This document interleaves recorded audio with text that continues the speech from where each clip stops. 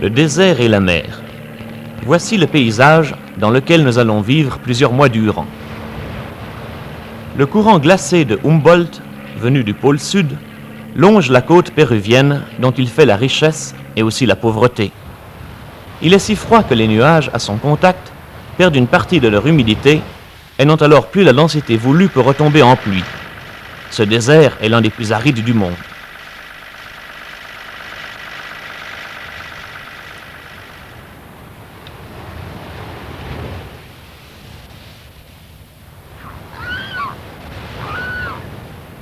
Les eaux du courant de Humboldt sont chargées de plancton dont se nourrissent d'innombrables bancs de poissons, source inépuisable tant pour les hommes, qui en font de la farine, que pour la faune peuplant les îles à guano.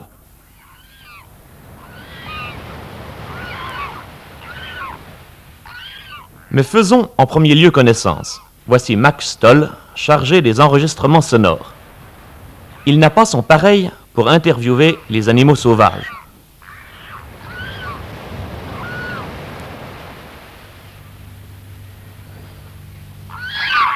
Les jeunes pélicans prennent son micro pour un poisson et tentent de le dévorer.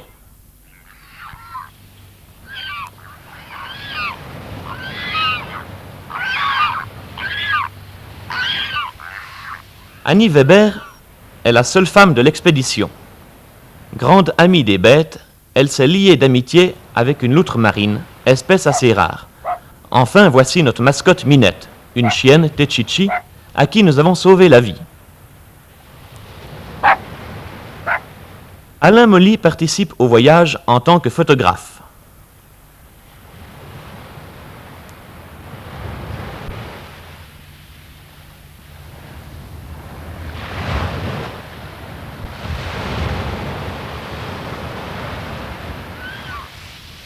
Quant à moi-même, je cumule les fonctions de chef d'expédition et de cinéaste.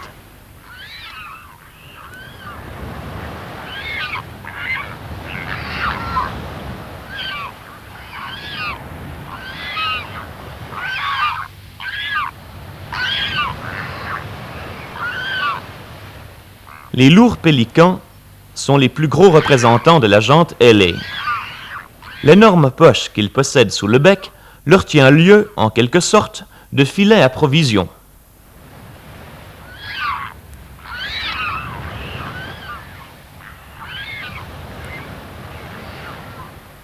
Les cormorans se montent le cou. Il y a de quoi. Ce sont les producteurs numéro 1 du guano, 85%, et les champions de la qualité.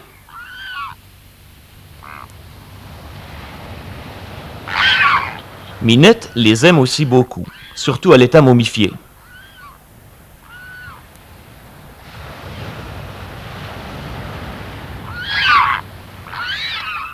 Les fous sont à la pêche et se laissent tomber tels des pierres, allant chercher le poisson à plusieurs mètres sous l'eau. Les petits s'impatientent. Ils ont vu leur mère revenir.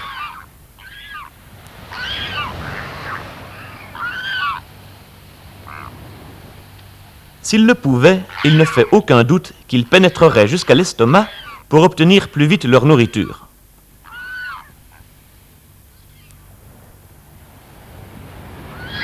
Chacun son tour, on fait la queue.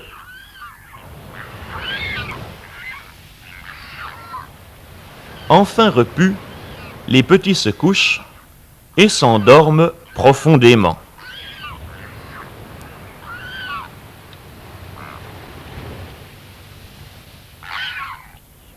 Nous faisons une rencontre pour le moins inattendue. Nous nous frottons les yeux. Non, nous ne rêvons pas. Il s'agit bien de manchots de Magellan. Mais comment ont-ils pu franchir 4000 kilomètres, eux qui sont absolument incapables de voler?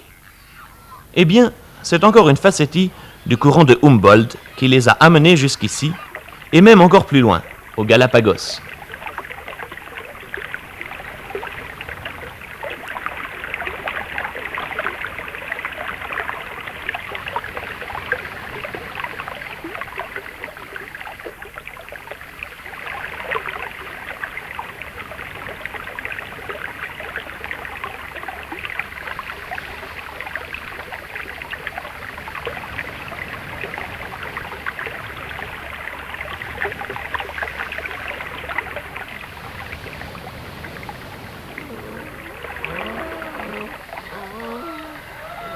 Les oiseaux ne sont pas les seuls à profiter de la nourriture en abondance. D'immenses colonies de lions de mer prélèvent chaque jour des centaines de quintaux de poissons aux bancs passant à leur portée. Ce sont les plus grandes colonies de mammifères vivant au monde. Les petits, tels des enfants, jouent, se combattent, jusqu'à ce qu'une vague vienne les mettre tous d'accord.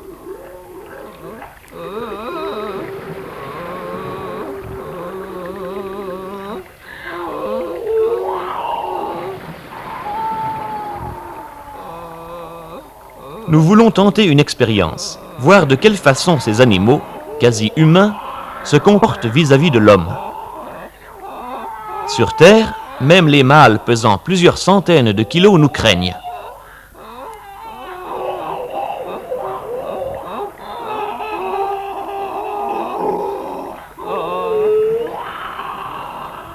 L'eau est froide, nous avons peine à y entrer. À peine sommes-nous dans l'élément liquide que les lions de mer se rapprochent, dangereusement même.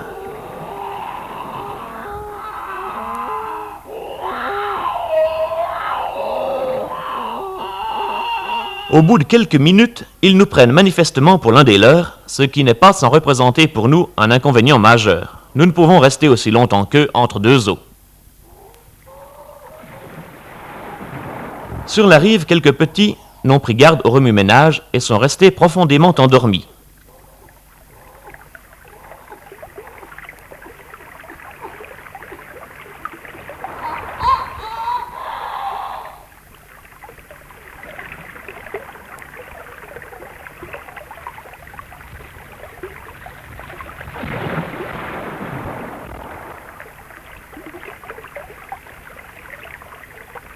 C'est à Wanshako, sur la côte nord, que se trouve la communauté de pêcheurs la plus curieuse que nous ayons connue.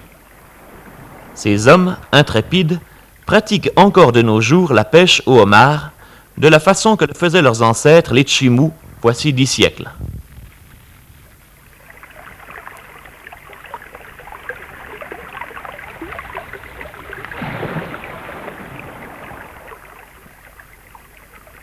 Ce sont eux les véritables promoteurs du surf, et non les Australiens, comme nous le pensions jusqu'alors. Ils s'aventurent très loin en mer, montés sur leur cabalito de Totora, ce qui veut dire petits chevaux de jonc. Une embarcation dure environ 3 mois, puis il faut en changer, car les joncs pourrissent rapidement. Les pêcheurs resteront toute la journée au large. Pendant ce temps, les enfants s'exercent à ce sport qui sera vital pour eux.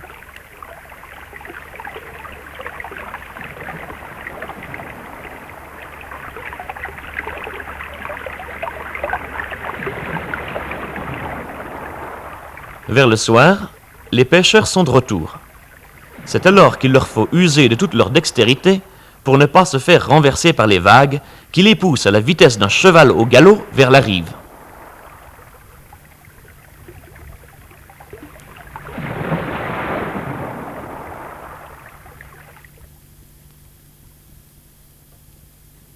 Ces vases Tchimou, vieux de 800 ans, témoignent que rien n'a changé depuis cette époque. La capitale du royaume Tchimou était l'immense ville de Changchang, couvrant une superficie de 20 km². Construite selon un plan d'urbanisme précis, les rues se coupent à angle droit. Chaque quartier est entouré d'une haute muraille, parfois même double. Les maisons s'alignent. On construit des canaux et des réservoirs, des temples et des pyramides. Il est probable que les Incas s'inspirèrent beaucoup de l'organisation Tchimou, dont ils bénéficièrent du réseau de routes très étendu.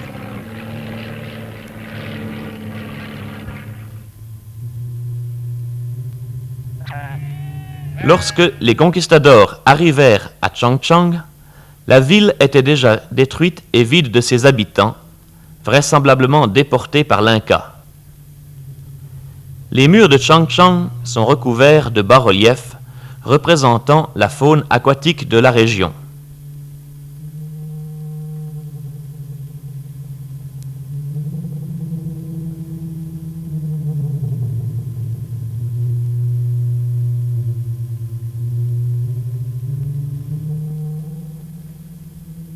Certains oiseaux sont très stylisés.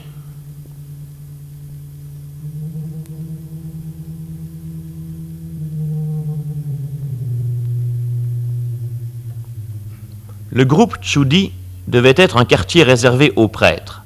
Lors des cérémonies, le grand Chimou et sa suite devaient suivre les contours compliqués de ce labyrinthe, passant devant les statues de leurs dieux. Tout à côté de la porte d'entrée monumentale se trouve le trône du roi, flanqué de ses gardes, et le grand Chimou lui-même.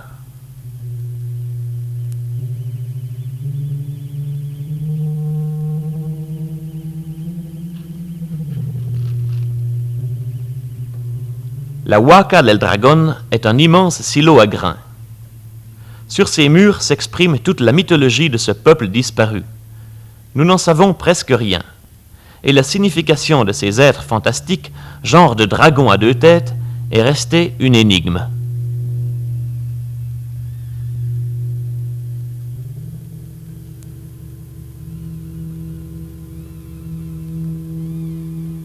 Les Chimous utilisaient un calendrier lunaire et chaque casier correspond à un mois de l'année.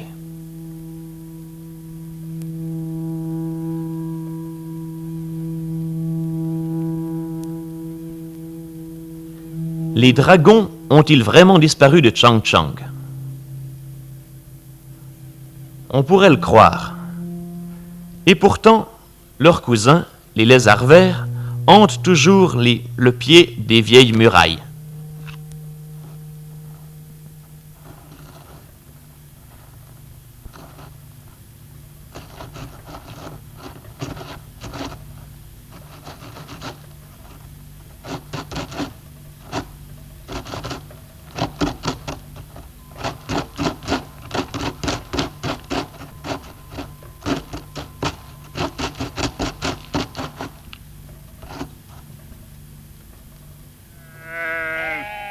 Mais quittons la ville morte et rendons-nous dans la capitale actuelle du Pérou, Lima.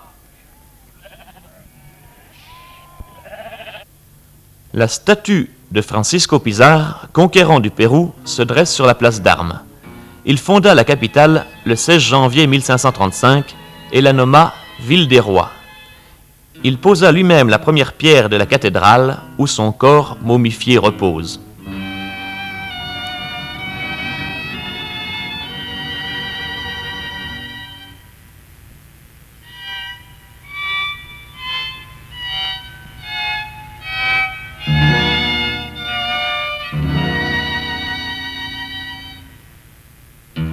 De l'époque coloniale, Lima garde quantité de joyaux, comme cet hôtel que l'on trouve dans le palais de Torre Tagle, mélange d'art andalou et baroque.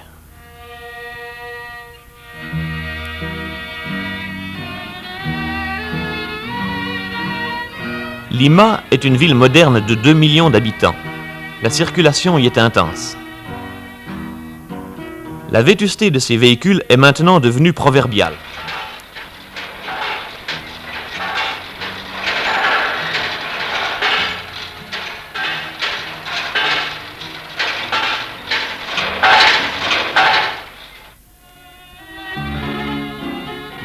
Enserrant la ville de sa ceinture de misère, la barriada a pris d'assaut les monts Pelés dominant la capitale.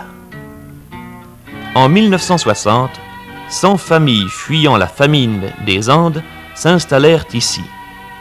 Maintenant, ils sont 200 000 à camper dans ces masures faites de roseaux, de débris de caisses et même de cartons.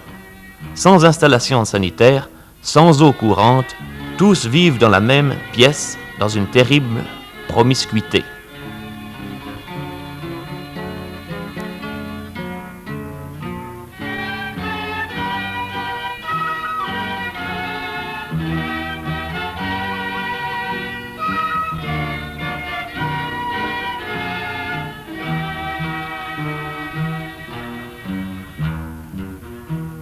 Il n'y a pas de lieu d'aisance. On fait ses besoins dans la rue, comme une bête.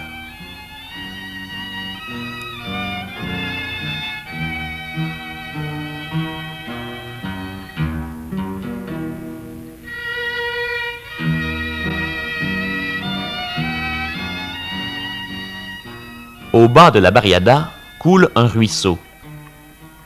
C'est le lieu de rendez-vous quotidien des pauvres venant y laver leur linge ou procéder à leur toilette intime.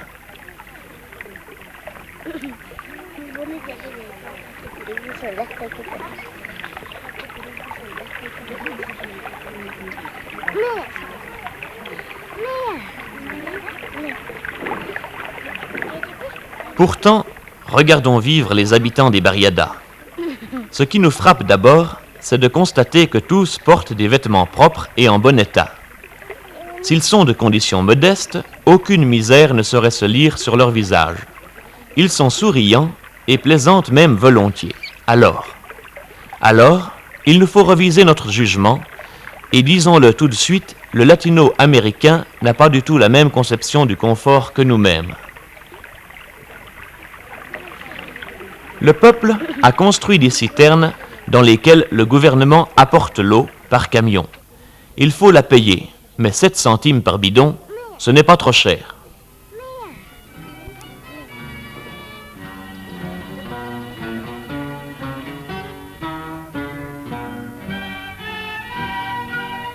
Le gouvernement s'occupe activement de pourvoir les barriadas d'écoles modernes. Et regardez ces masures. Sur leur toit se dressent, tenez-vous bien, des antennes de télévision. Et ça fonctionne.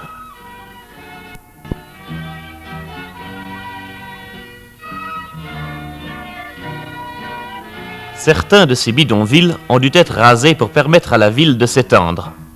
Tous les habitants ont été relogés dans des maisonnettes salubres, construites par la Corporación de Vivienda. Le loyer est modéré et en 20 ans, la maison leur appartient.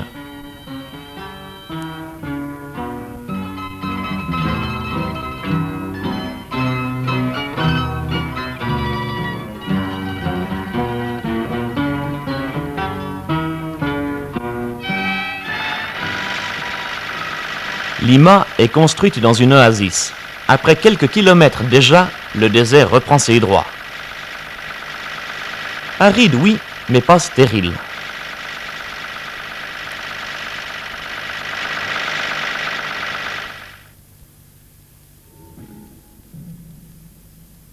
Partout où un ruisseau descend des Andes, il permet l'irrigation de vastes régions et c'est la profusion. C'est grâce à ce système que les anciennes civilisations péruviennes ont pu se développer.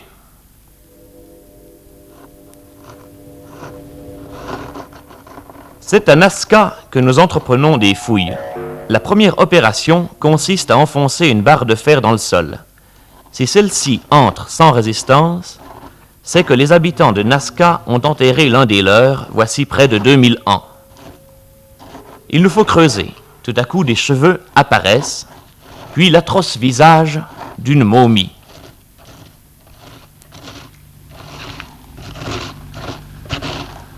Chose curieuse, il s'agit d'une tête sans corps. Vraisemblablement une victime sacrifiée au moment de l'ensevelissement afin d'accompagner le défunt dans l'autre monde. Nous découvrons ensuite une série de pieux fichés obliquement en terre. Ils sont là afin de protéger la momie de l'écrasement.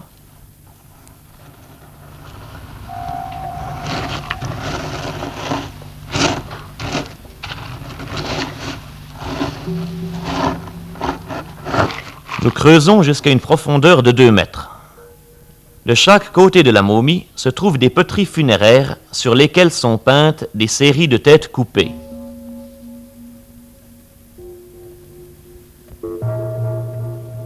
Quant à la momie elle-même, nous la trouvons en position fœtale, solidement liée par une corde.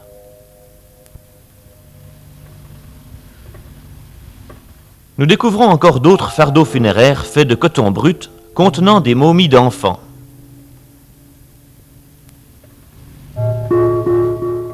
L'un d'eux possède attachées dans les mains des languettes d'argent. Il porte au cou un collier de la même matière ainsi qu'une amulette en os. Nous découvrons encore un crâne présentant une déformation frontale très en usage à l'époque.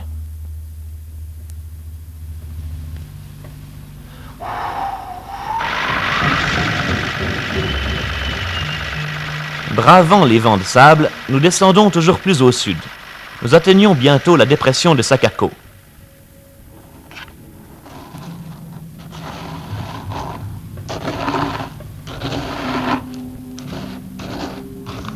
Le site présente un intérêt colossal pour la paléontologie, mais n'a pas encore été étudié systématiquement.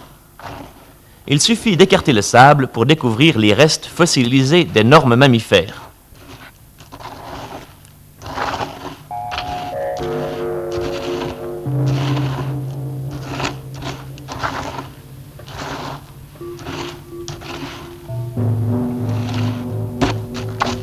Quant à notre mascotte, elle nous aide beaucoup, n'ayant pas son pareil pour découvrir un vieil os.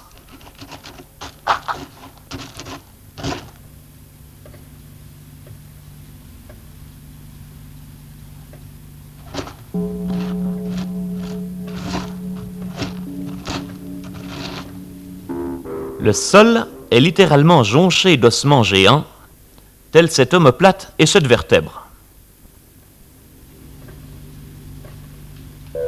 Les strates montrent clairement l'évolution du sol il y a environ 25 millions d'années.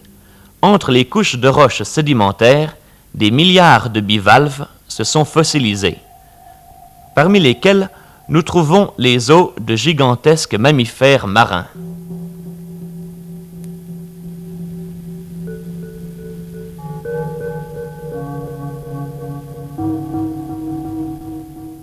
Il y a là des ossements de grands fauves, de chevaux, d'oiseaux.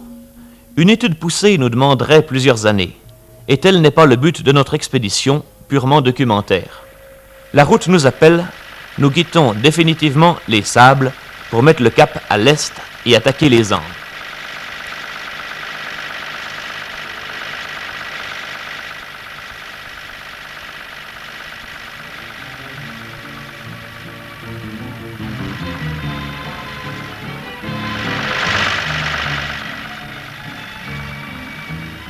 Les Andes culminent à 7000 mètres d'altitude.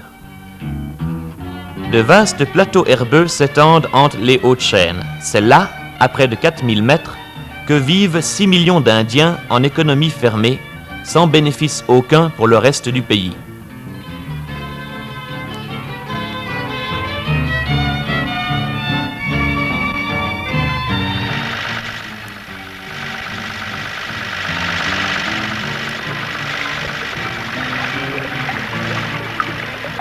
Les routes deviennent très mauvaises et souvent les ponts font défaut.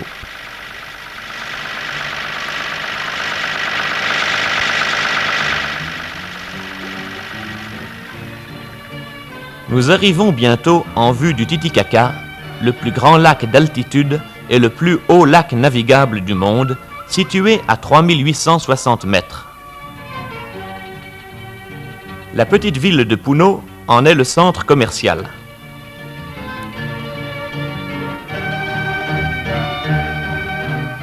De vastes totorales couvrent les endroits les moins profonds du lac, dernier refuge d'un peuple parmi les plus étranges, les Zourous.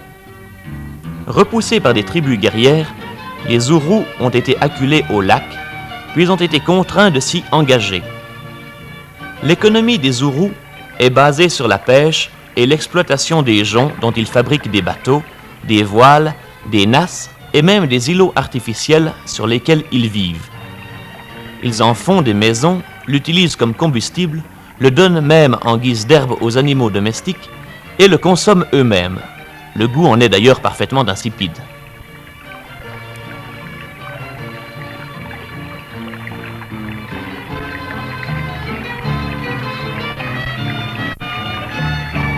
Mais visitons l'un de leurs villages. Le sol est fait de joncs qu'il est nécessaire de renouveler tous les 3 mois, sinon îlots et habitants s'engloutiraient dans les flots. Les Zourous sont vraisemblablement le peuple le plus ancien habitant les Andes. Il y a quelques années encore, ils ne se considéraient pas comme des humains, mais comme un être créé avant que les hommes n'existent, avant même que le dieu Viracocha ne crée le soleil et les étoiles. Les Aymara, vivant sur les rives du lac, confirment que la venue des Zourous date de la nuit des temps, et pour cette raison, leur prêtent des pouvoirs surnaturels.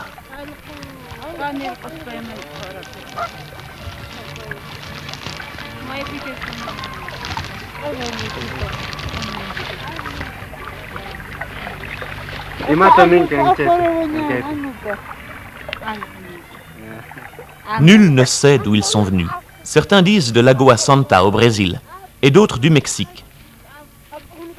On a vu en eux les constructeurs de la fameuse Tiahuanaco que nous visiterons plus tard. Comment ces Indiens si malhabiles, les plus misérables d'entre tous, auraient-ils pu être les auteurs de monuments artistiques aussi parfaits? On a ri à cette théorie. Pourtant, alors que nous préparions notre voyage, un savant de l'université d'Oklahoma, Ronald Olson, terminait son étude et nous offrait la preuve irréfutable de la connexion linguistique entre l'Urushi Paya de Bolivie et le Maya. Il est donc probable qu'à une certaine époque, les Urus connaissaient une civilisation avancée.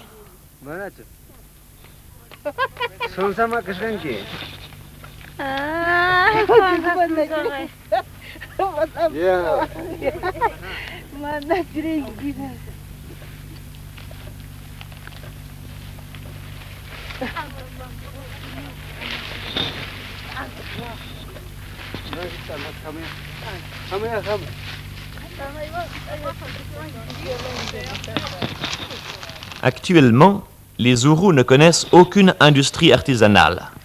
Tous les objets que l'on peut voir dans le village sont obtenus par troc. Les Urus sont d'habiles pêcheurs. Chaque jour, ils vont à la côte où a lieu les échanges.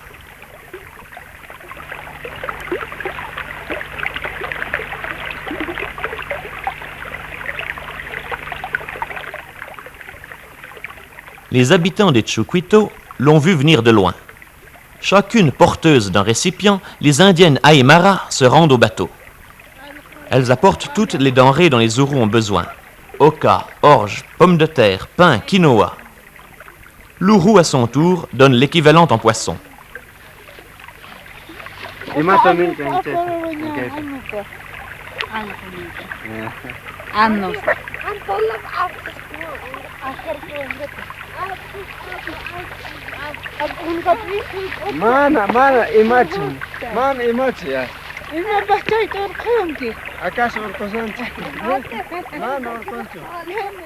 C'est alors que les femmes se lamentent, faisant valoir les produits qu'elles ont apportés et dénigrant la quantité et la qualité reçues en échange.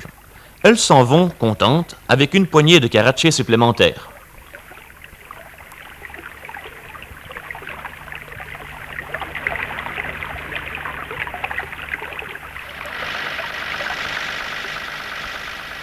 Nous traversons en bac le détroit de Tiquina pour nous rendre sur le site tant controversé de Tiahuanaco, actuellement sur sol bolivien.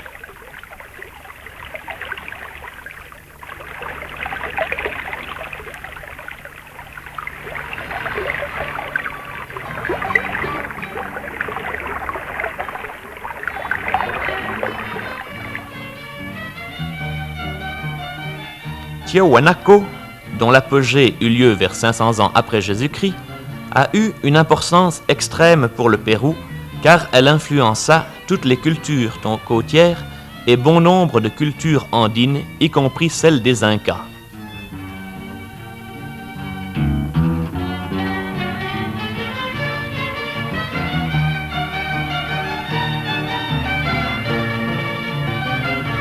Voici la fameuse Porte du Soleil.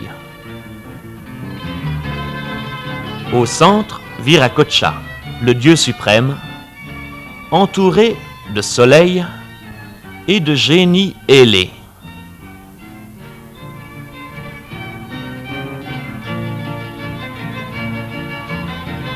Ayant parfois un visage d'homme ou de condor.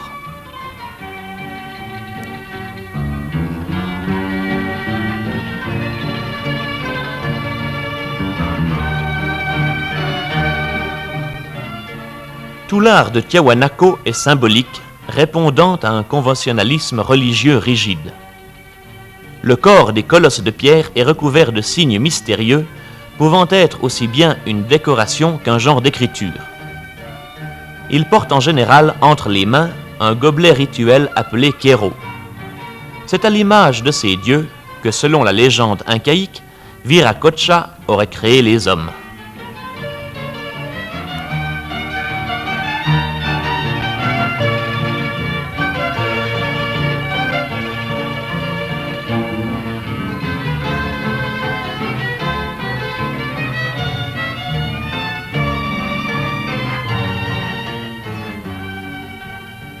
Entre l'apogée de Tiahuanaco et la venue des Incas au Cusco, vers 1200 de notre ère, les Indiens Aymara ont édifié des nécropoles appelées chulpas.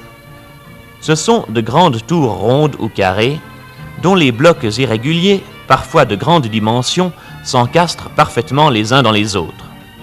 C'est ce type de construction que les Incas utilisèrent plus tard. Ainsi donc, ils ne seraient pas les auteurs de cet appareil qui leur a fait tant honneur.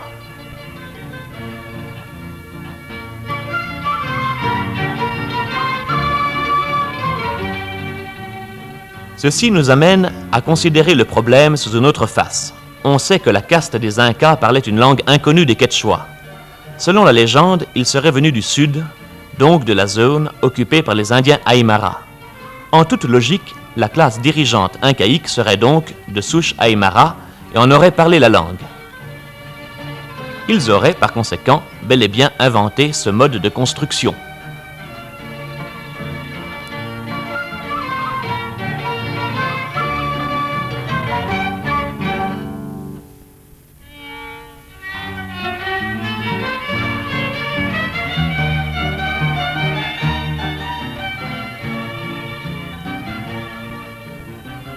L'un des grands espoirs des Andes est l'élevage intensif pour sa laine de l'alpaga, cousin du lama.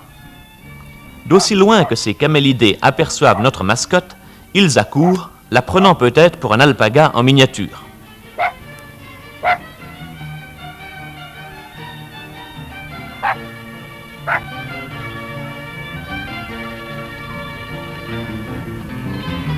Minette n'a rien d'un chien berger et préfère la fuite.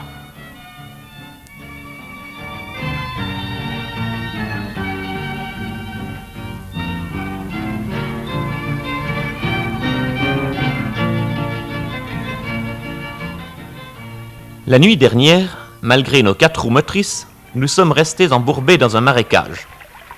Ce n'est que le lendemain matin que la population d'Atuncoya vient nous aider. Il n'y a pas de bœufs, pas plus que de tracteurs. Toute l'opération doit se faire à la force des bras et des pieds.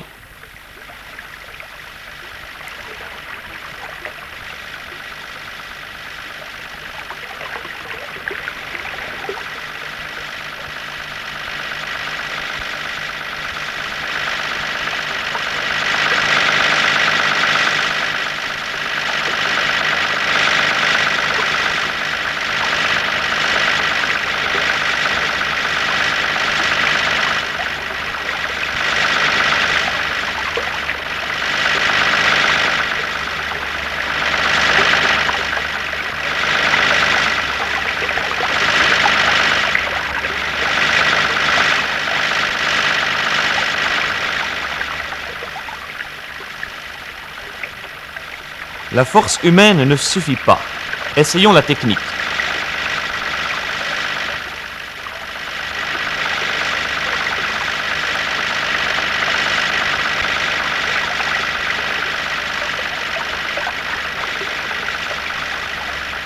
Nos efforts n'ont pas été vains. Hurrah, nous sortons!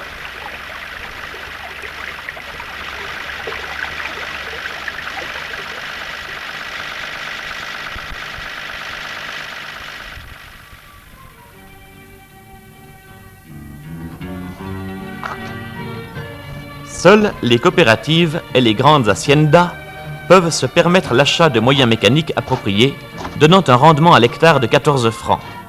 Les petits propriétaires n'en retirent que la moitié, et même moins. Ces paysans Aymara récoltent la oca, un genre de tubercule. Cette plante est la seule avec la pomme de terre, les papilionacées, la quinoa, l'orge et l'avoine à pouvoir supporter les énormes écarts de température. Dans les Andes, le thermomètre monte à plus de 30 degrés durant les heures diurnes pour tomber à -10 pendant la nuit.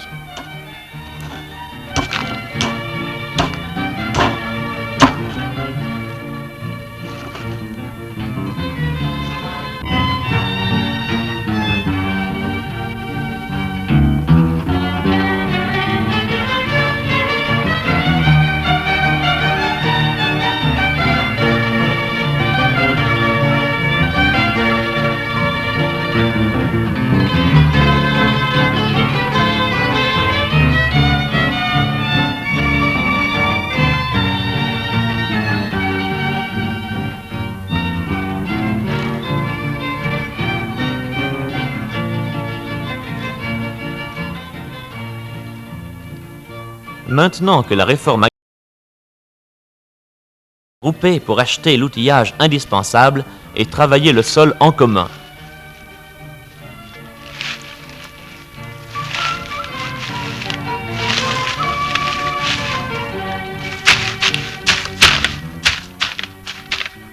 Ce système fonctionne parfaitement bien à Chignaya, où les coopérateurs battent la quinoa, un genre de millet, dont la sélection des graines et les engrais, de même qu'un travail approprié du sol, ont permis de faire une récolte magnifique.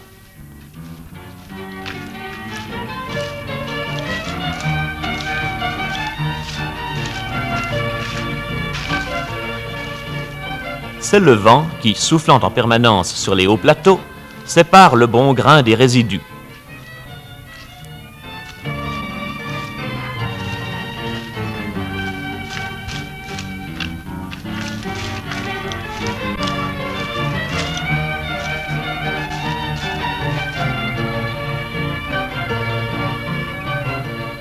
Dimanche, c'est jour de marché à Pissac.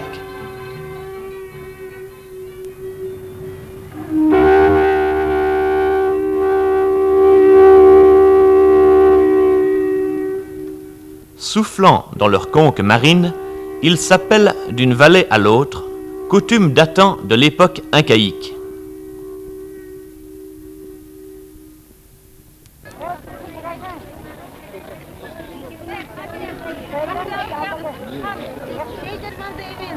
Tous se rendent à la messe, puis au marché. Ces Indiens sont les authentiques descendants des Incas. Ils sont encore de race très pure, bien loin des dégénérés que certains voyageurs se sont plu à décrire.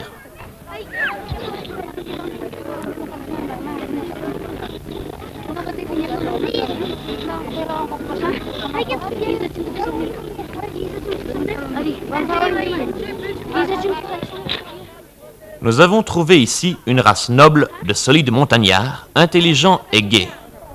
C'est nous qui faisions piètre figure avec nos chemises délavées et nos blue jeans sales, à côté de leurs vêtements brodés dignes de leurs ancêtres.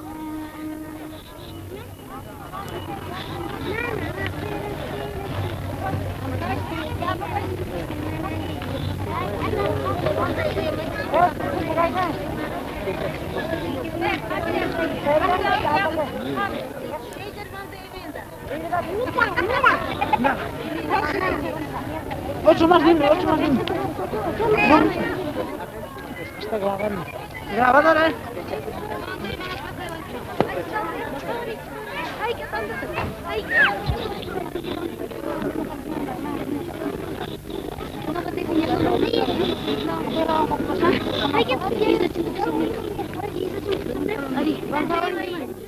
Ce sont en général les femmes qui tiennent les commerces.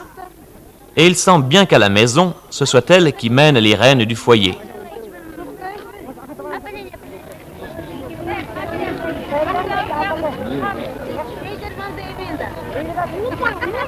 Pendant ce temps, les hommes discutent, sirotant leur chicha de maïs, la boisson nationale des Andes. Si, en général, le paysan andin est un être sain, il n'est pas rare de rencontrer des toxicomanes tombés dans une profonde déchéance. La faute en est à la coca. Les feuilles desséchées coûtent cher. Pourtant, nombre d'Indiens préfèrent se priver de manger plutôt que de se passer de la sensation que leur procure cette plante. Prise sous une petite quantité, la coca a pour effet d'activer la circulation du sang, le rythme respiratoire et les échanges organiques tout en augmentant l'énergie musculaire. Malheureusement, beaucoup d'Indiens en abusent, ce qui se traduit à la longue par une déchéance tant physique que morale.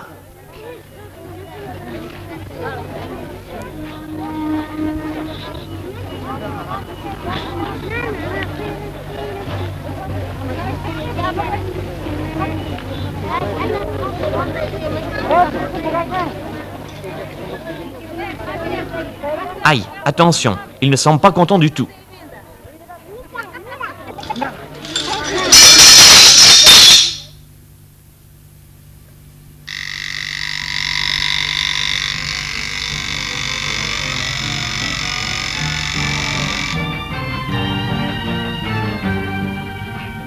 Nous dormons cette nuit-là dans une ancienne maison incaïque.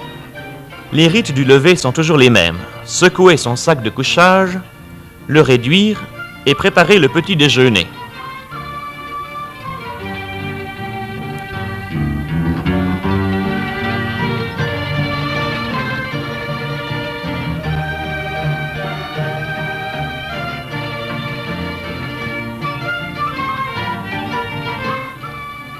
Nous faisons le matin un repas réconfortant, de même que le soir. Afin de gagner du temps, car les journées sont courtes sous les tropiques, nous ne mangeons qu'un morceau de pain pour le midi.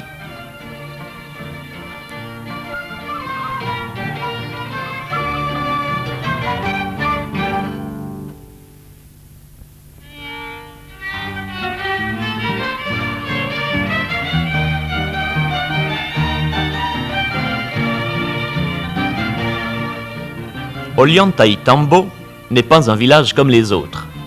Il a été construit par les Incas, qui édifièrent aussi une forteresse. Les maisons ne sont pourtant pas des musées. Les Indiens Quechua y vivent encore. Par rapport à leurs glorieux ancêtres, ils nous semblent rétrogrades, ayant muré les fenêtres trapézoïdales et rétréci considérablement les portes d'entrée. C'est ici que nous faisons une découverte des plus intéressantes, l'utilisation du plan incliné incaïque. Les Aènes prétendent que cette roche est un toboggan. En réalité, nous pensons qu'il s'agit d'une meule géante où les Incas polissaient les pierres avant de les monter jusqu'au lieu où elles étaient définitivement ajustées et mises en place. Sur le haut de la meule se trouvent des alvéoles vraisemblablement destinés au calibrage et à la formation des angles des pierres, ce qui évitait les inutiles allées et venues entre le temple et la carrière.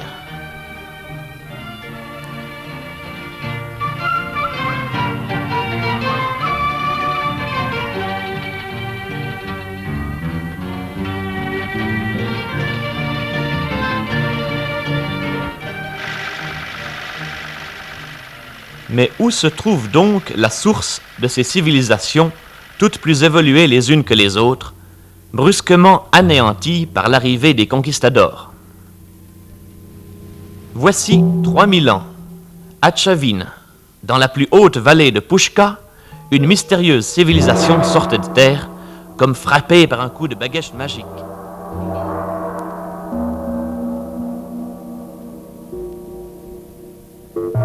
Sans période formative, un peuple apparaissait avec sa mythologie, ses potiers, ses orfèvres et ses sculpteurs. Les hommes de Chavin édifièrent un temple à leur dieu qui devait être terrible.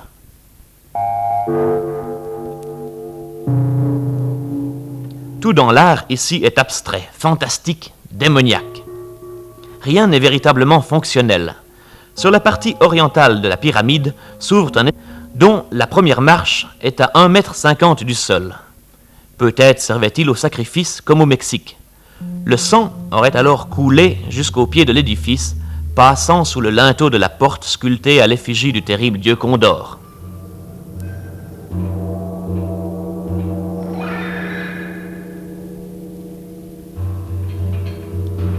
La pyramide est percée de nombreux labyrinthes reliés par d'étroits couloirs communiquant parfois avec l'extérieur. C'est là que des victimes humaines devaient être offertes au dieu suprême, le Lanson de Chavin.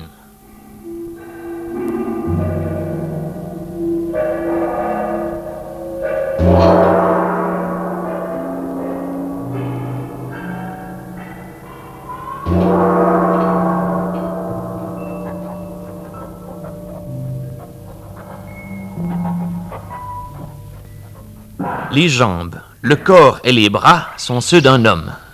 Les cheveux, sourcils et plis du visage sont des serpents. La gueule est celle d'un félin avec ses énormes crocs.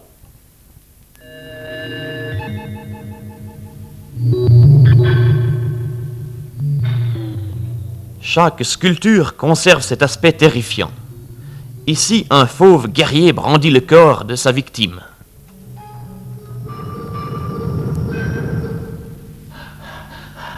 Le temple devait être en réalité une prison où des condamnés à mort étaient jetés en compagnie de pumas vivants et de dangereux reptiles.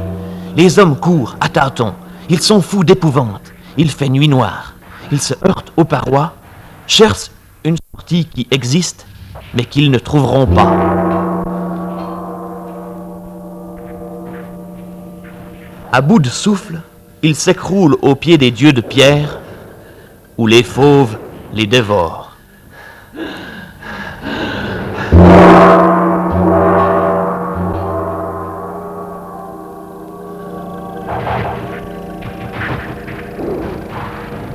Dans l'un des couloirs du temple, nous trouvons leurs pauvres restes. L'homme est devenu félin, et le félin s'est fait homme à l'image des dieux.